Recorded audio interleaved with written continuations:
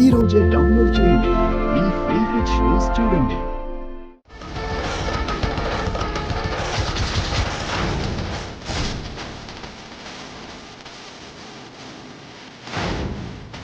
దొంగిలించడానికి వచ్చిన వారికి ఎలా సాధ్యమైంది?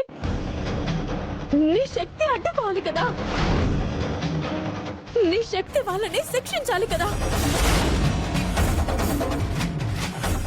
ముక్కు పుడకని ఏం చేశావు?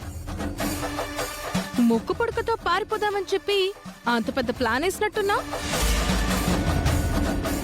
అమ్మవారికి నమస్కారం చేసుకో. చక్రబంధనాలను తొలగించి ఆభరణాలను అమ్మవారి ముందు పెట్టి పూజలు చేసుకుందాం. నన్ను ఏ కార్యం గురించి అయితే మీరు నియమించుకున్నారో అది ఈ రోజు నెరవేర్చుతున్నాను. జై జటా.